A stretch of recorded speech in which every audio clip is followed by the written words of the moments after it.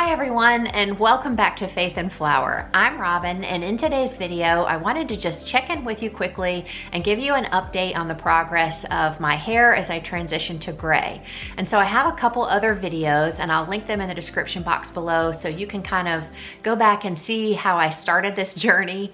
But basically I made the decision back in April of 2019 to stop dyeing my hair. And so I had been using all over dye on my hair for quite a few years now to mask the gray, which I have mostly around my face, especially in the temple areas. You can see it coming in. And so we are about at 9 months.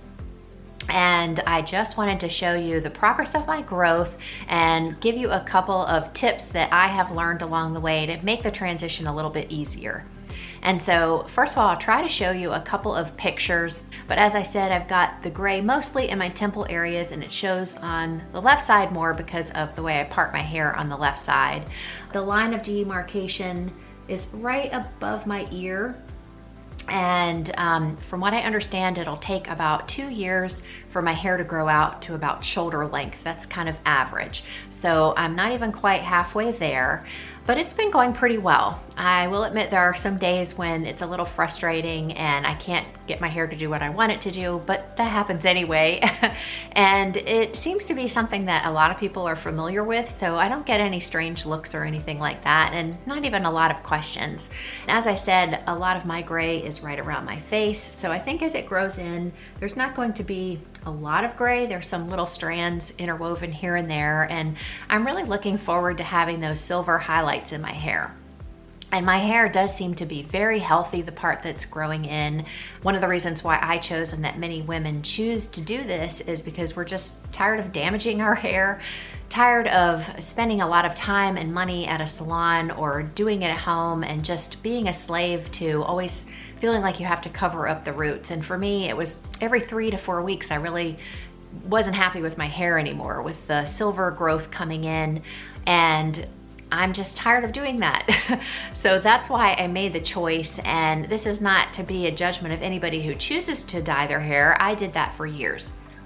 And as a matter of fact, I even started this process, grew my hair completely out, and went back to dyeing my hair because I wasn't ready for it yet. But after contemplating things and realizing that I really want to go ahead and make this choice now, while I don't have a lot of gray hair, I think it'll be a little bit easier to do. And I mean, at some point, I know that I'm not going to want to dye my hair anymore. So now is just as good a time as any. I also wanted to update you on my sister's progress. She is right at a year now in January, and I think that her gray transition is going so well. The gray is blending beautifully, and I know she's going to be really happy with it. And it's also been fun to go through this together. So we are keeping each other accountable and uplifted during the process.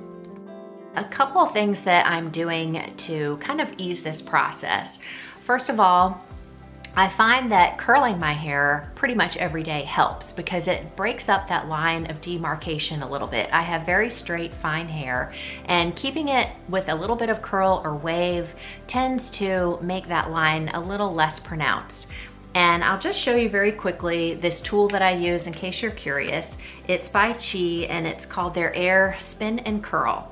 And I like this because I have had a lot of accidents over the year burning myself. And I even did a video review of it quite a while back when I first got it, and I use it about every other day, or at least once every 3 days when I wash my hair. And it basically just spins the hair up into the curling iron, and it's very, very gentle. You can adjust the heat, you can adjust how long the little indicator beep it will come on to let you know when your curl is complete, so you can adjust that time as well. And I just find it to be a really invaluable tool, and there's almost no way to burn yourself when using it, so that is a huge, huge bonus. So anyway, if you want more information about that, I'll have it linked, the video review that I did, and also you can find it in my Amazon store. Another thing that has really been helping the health of my hair and therefore the transition process is using a silk pillowcase.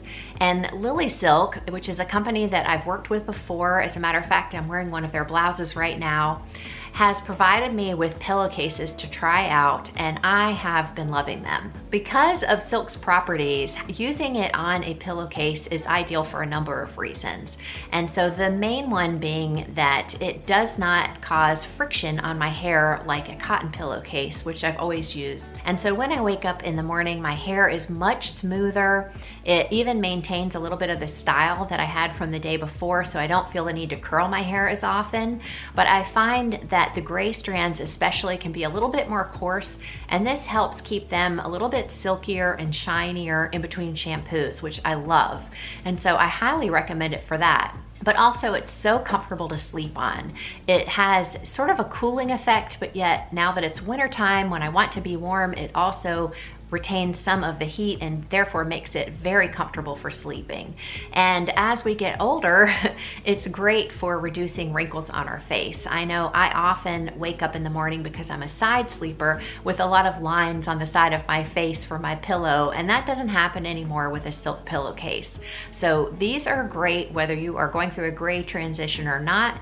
It will definitely improve the quality of your hair. It will be a little more gentle on your skin, and I think you'll find them very comfortable for sleeping. So if you're interested at all, I will have a link in the description box below to Lily Silk so you can check them out. Something else that is helping me not only with my gray transition, but I think will also be a huge benefit for when my gray and darker color hair is fully grown in, is being aware of my season of color. So you guys may or may not have heard of color analysis. This was something that was really popular probably back in the 80s. I remember my mom having a color analysis, and I think that it's a great way to make sure that your wardrobe colors and the colors that you choose for your makeup really complement your skin tone. A lot of women are nervous about having gray hair because they feel like it will make them very washed out. And I think that that can often happen when you do not have the right colors to complement your skin tone.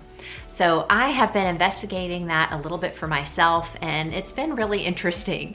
And so the seasons that have warm colors would be spring and fall, and then winter and summer are cool. And so if you think about the colors that we associate with those seasons, it helps you to know which colors you can choose from. And there are lots of tools for figuring yours out online, and I will have some linked below. I found a quiz that I found really helpful. You can actually pay to get a professional color analysis where you can get much more details about the specific colors that work for you. But I find that taking one of these quick quizzes online is an easy way for you to get an idea of where to start. And so I think because I had red tones in my hair, I always was under the impression that I fell into the warm color category. But as it turns out, I fall into the cool. And so this has made a big difference in choosing my colors. And I can really tell when you're on YouTube and you're editing videos of yourself, you have to look at yourself a lot. And I've noticed by, the colors that I'm wearing and when I change makeup, the difference that it can really make. So today I'm wearing a white silk blouse, and although white might be a little bit stark and I might look very washed out, because I'm wearing it with this navy striped cardigan, it brightens up my face and gives me that color from my palette that makes a difference with my skin tone, and so I don't look quite as washed out. And I could take it even a step further by adding a scarf with even more of those colors closer to my face, and that brightens me up as well. This really pretty scarf also came from Lily Silk. Silk scarves can be worn throughout the year because they are lighter, and as I mentioned with the pillowcases, they have sort of a wicking or insulating effect where if it's very warm, it has a cooling effect, and if it's very cold outside, you feel warm when you're wearing it. So they regulate your temperature very well, and I find it very comfortable to have that around my neck. And of course, it's very soft and silky, so it feels nice next to your skin. These are ways that I am using the information that I have about my color analysis to brighten up my face and help as I'm going through this gray transition, and also as I have more gray around my face to brighten up my face and feel more youthful. Thank you for watching today's video. I hope that it gave you some inspiration if you are going through this great transition process. If you've already gone through it, we would love to hear from you. It's really nice to get encouragement from women who have done this and are really happy with their decision, or not. If you have a differing opinion, that's fine too. We'd like to hear from you as well. And if you are contemplating this, I hope that watching these videos will give you some information as you try to decide if this is a decision that you want to make for yourself. If you enjoyed today's video, make sure to give me a thumbs up. And if you're new here, I would love to have you as a subscriber.